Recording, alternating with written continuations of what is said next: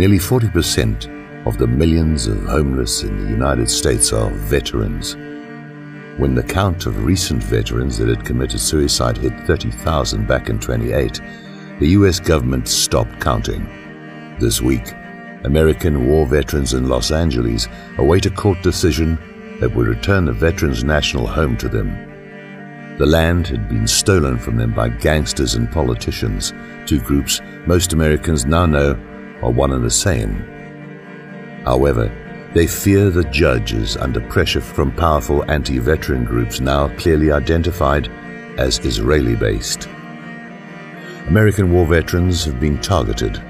They've known it for years, but it wasn't until they were named terrorists by Department of Homeland Security Secretary Janet Napolitano and anti-Semites by Abe Foxman's Anti-Defamation League that they knew who was out to get them. A powerful organization, organized crime figures, AIPAC, the ADL, then JDL, aided by Senators Feinstein and Boxer and Representatives Waxman and Pelosi, have declared war on America's homeless veterans.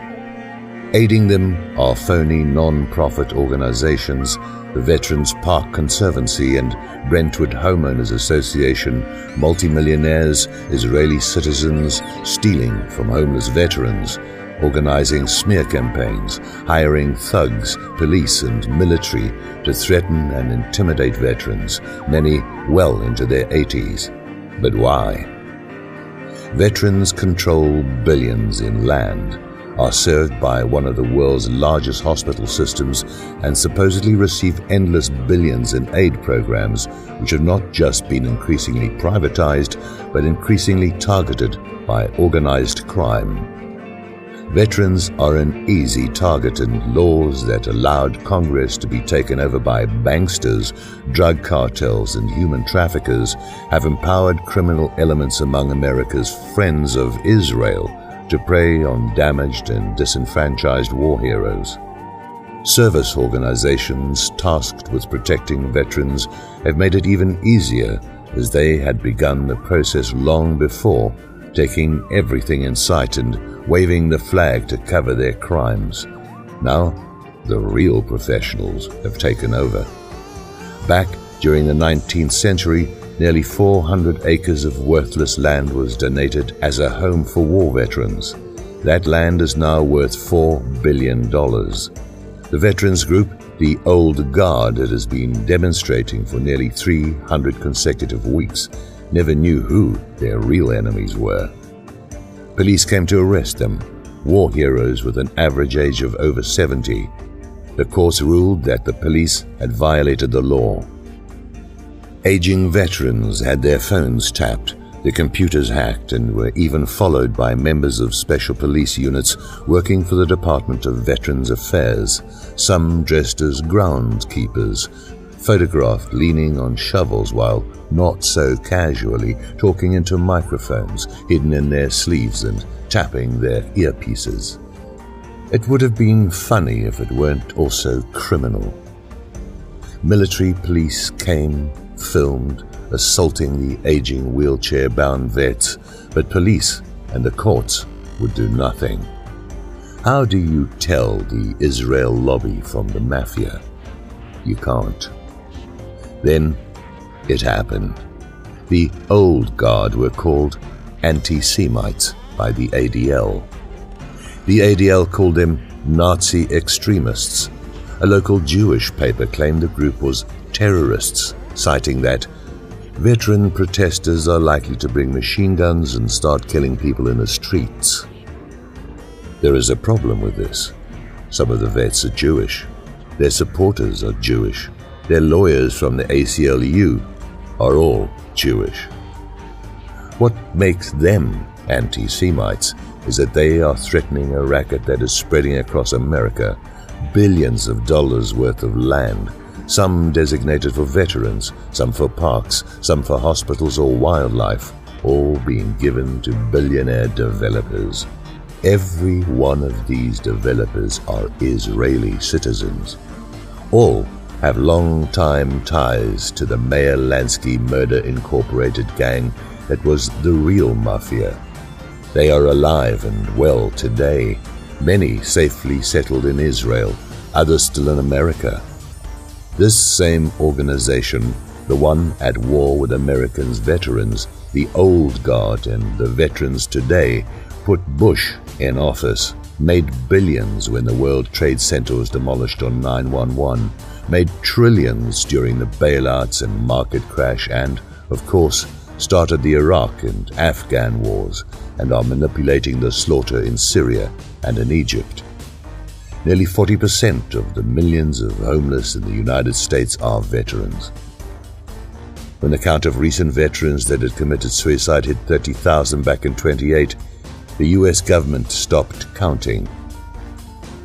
Over 10,000 veterans of Operation Desert Storm have died of a mysterious disease called Persian Gulf War Syndrome, well documented but denied. Few Americans know or care that by 1985, 50,000 Vietnam veterans had died of Agent Orange poisoning. By 2005, over 1 million Vietnam veterans had died of suicide or unknown causes, making the toll from that war greater than the combined losses of all other wars combined, including 2 world wars, the Civil War, and even Korea. The methods used against American veterans in California and across the U.S. deeply parallels Israel's land grabs that have disposed of millions of Palestinians. However, American veterans don't even have refugee camps to go to, no organization to represent them, and when and if they speak up, they are quickly disappeared, prison, accidents, or untimely suicides. Veterans have been officially classified as terrorists by the Department of Homeland Security. From the Washington Times, Homeland Security Secretary Janet Napolitano said Wednesday that she was briefed before the release of a controversial intelligence assessment and that she stands by the report which lists returning veterans among terrorist risks to the U.S. The document on right-wing extremism sent last week by this department's Office of Intelligence and Analysis is one in an ongoing series of assessments to provide situational awareness to state, local and tribal law enforcement agencies on the phenomenon and trends of violent radicalization in the United States, Ms. Napolitano said in her statement. Let me be very clear. We monitor the risks of violent extremism taking root here in the United States. We don't have the luxury of focusing our efforts on one group. We must protect the country from terrorism, whether foreign or homegrown, and regardless of the ideology that motivates its violence, Ms. Napolitano said. We are on the lookout for criminal and terrorist activity, but we do not, nor will we ever, monitor ideology or political beliefs.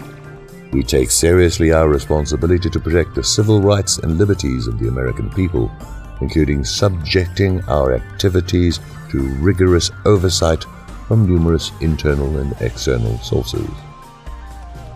Each week for nearly 6 years, veterans from the 3 wars have stood against the powerful West Side political machine of Henry Waxman and the millionaire Israeli Americans of the Brentwood Homeowners Association. America's Veterans Home was seized, given to the rich who built a private school, a place for their pets to befoul, and $1 million rose garden, all on land held sacred for America's homeless heroes. A multi-million-dollar fence and militarized police force guarantees that the 20,000 local homeless veterans will never set foot on the home they alone own.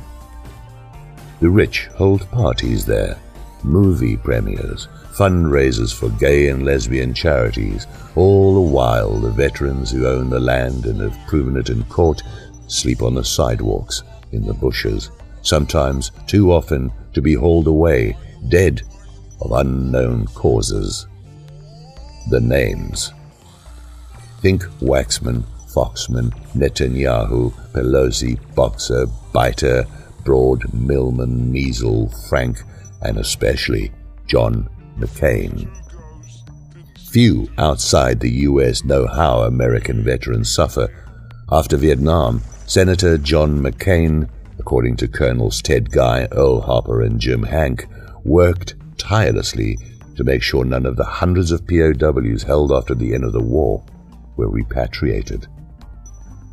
Hanke, former POW recovery officer in Thailand, tells of reports of POW sightings being suppressed and the American people being lied to under the veil of operational secrecy. Today, nearly 1 million veterans await claims processing, said to be as long as 18 months. In truth, processing means blanket denials with real claims taking up to 25 years or more to process.